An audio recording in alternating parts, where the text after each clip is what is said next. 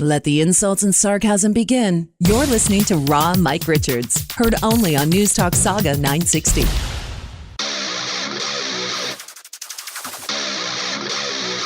Newstalk Sauga 960, Raw Mike Richards. It was probably a year ago and change when we talked to Scott Mitchell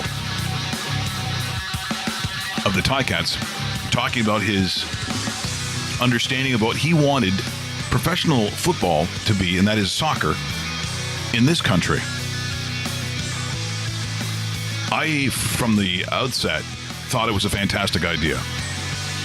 And not necessarily from what I thought stadiums would look like, what I thought, to me, it's all about trying to make Canadian soccer better, to feed into its teams professionally across the country, and therefore have a national program instead of people rolling their eyes all the time. The way that you get new blood and improve your national program is to have grassroots soccer, which this country has had for a very long time, very successful one, but now a place for guys to go. So if you graduate from, different universities in the United States, what is the next step? Well, it's a huge leap when you had to go to, even if you consider Major League Soccer, that kind of league, forget about some of the, if you're talking about the Prem or Serie A, Bundesliga, those are massive jumps. And therefore, people who are sort of uninitiated with how soccer works in this country think that we're just not very good. Well, I think that's a completely unfair look at it and not an accurate one, because there is good soccer and it will get better. And this is one of the reasons why. The CPL kicks it off with the Forge. That, of course, Forge FC is Hamilton against York 9. And the coach of Forge FC is Bobby Smyrniotis. Good morning, Bobby. Good morning. Now, should I say Tikanis? Is that correct? Yeah, kala, as they would say. Okay. Now, because here's the thing. It's very important on this show that I believe that you spent time with Olympiacos and not the other ones. That is very correct. We don't mention the other ones on this show. They're the ones who not be spoken. Now, looking at what you've got in front, I think it's really interesting too, Bobby. Just if I have this correct, you have a lot of coaches from also around the world, including I think you have some coaches, or at least a coach from Genk, which is a huge football program. Yeah, that's correct. My first assistant, Peter Reinders, spent 26 years at KRC Genk in Belgium, so he comes with a vast background of working at the different levels of the game in a club that's developed some of the world's top players. Bobby, how did they track you down, and how did you decide that this was going to be the next opportunity in your soccer career, and the stop is now in Hamilton? Yeah, I guess you guys mentioned Scott Mitchell previously in your discussion with him, and probably my discussions with Scott started a good 4 to 5 years ago, when this idea was in its infancy, when it was in the starting phases on whether it was a reality. So starting from those discussions, and a lot of work has gone on in the background to come to this day, and we're happy that it's coming in a couple of days, and we're going to launch this league, and it's going to be here for a long time in the future. What were some of the challenges as a coach of a brand new team, of a brand new league, to lure players and to get players onto this roster and kind of figure out who the heck is going to be starting coming this weekend, and just, to even get them into camp? Yeah, I think the biggest thing, obviously, with a new league is the unknown. Yes. Nobody knows, hey, what's the level going to be like? Where are we playing? What do these stadiums look like? Because we haven't had it. We haven't had it since 1992 as a professional league. So all of these players have never grown up in an environment of soccer where we had professional soccer to have an image of it. So it was always easy for them to look at MLS and NASL and USL, some of the U.S. leagues.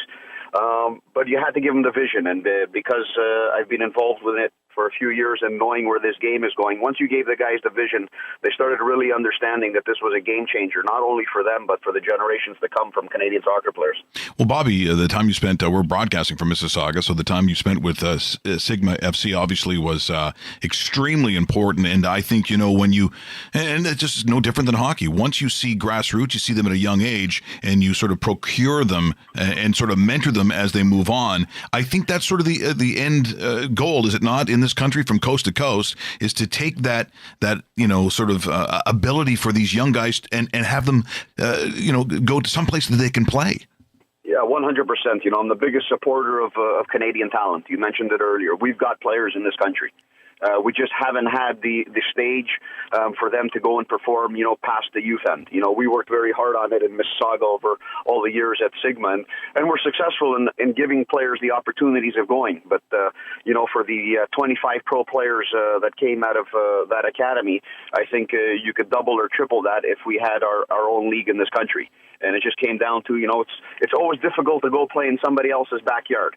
Everywhere else in this game, it's the global game. Every country has its league, and for the most part, the players get their feet wet in their own domestic league, and then are able to move off to anything that's bigger. And I think that's what we're going to see over the next few years.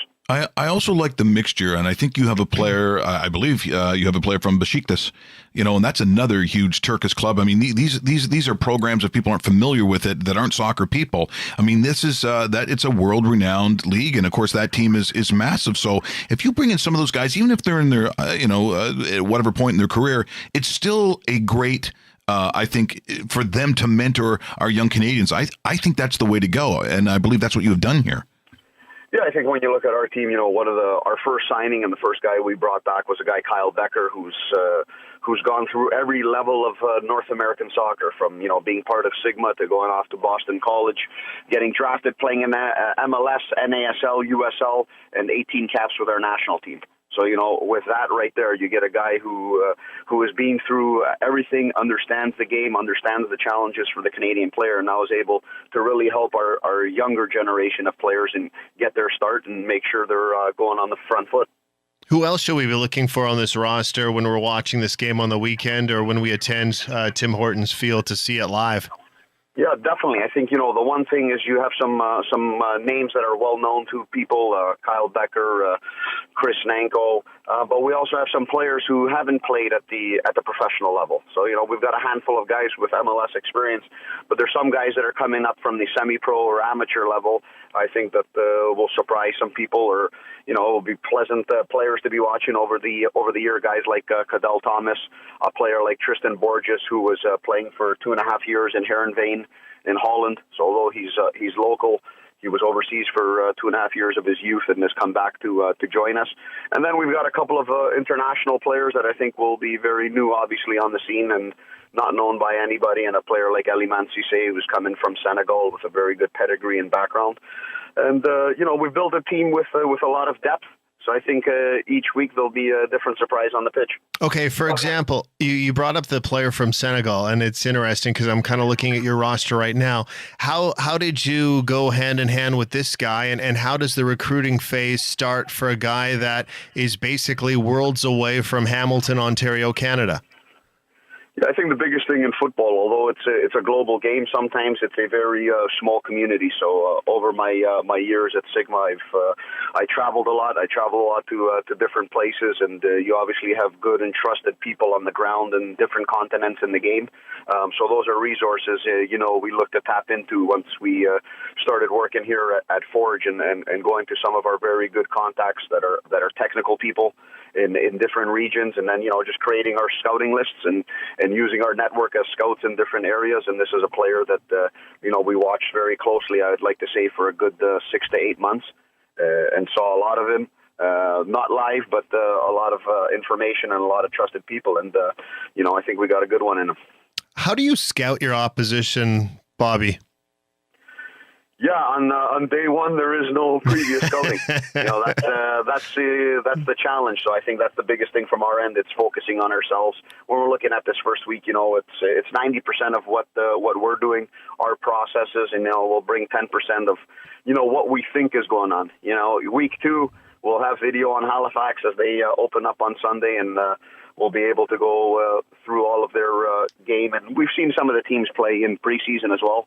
So it gives us a little bit of an idea, but there's nothing like official competition matches where we'll be able to get a better look at the opponents. Now, Bobby, the way that I know Hamilton, please, God, tell me you have Italians. Please tell me there's some Italians on this team.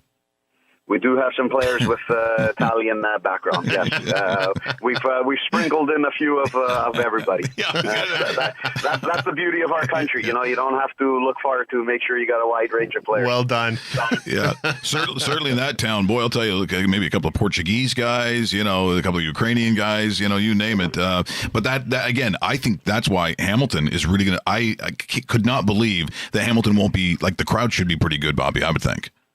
Yeah, I think so too. You know, from my first day coming in here and just seeing the club grow and just seeing the buzz around things, I mean, it's great. Is the beauty of city of Hamilton is the people are behind everything that goes on in the city. You know, no different than the Thai Cats. That's what we're looking to do. But you know, we're also part of that, and we have to lead that charge as an organization. And you know, our players have done a great job of being out in the community. But I could say over the last week, it's been great. We train at the stadium, and just seeing fans coming up, picking up their season tickets, picking up their jerseys.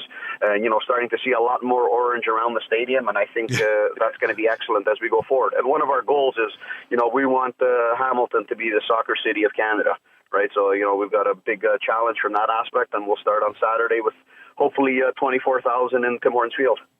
Are you going to have a certain coaching or / managerial style? Like, will you Jurgen Klopp it and kind of run on the field from time to time when you get a big goal? What's your style going to be, Bobby?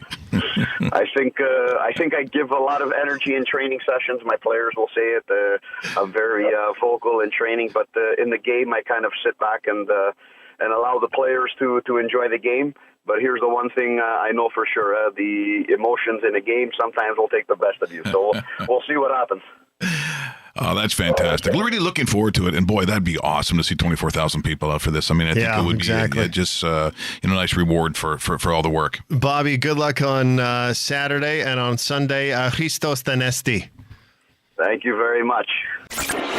You just got your morning drive back. Raw Mike Richards on Newstalk Sauga 960 with traffic on the 5s, featuring the best and most detailed West End traffic in the GTA. Raw Mike Richards and traffic on the 5s, exclusively on Newstalk Sauga 960.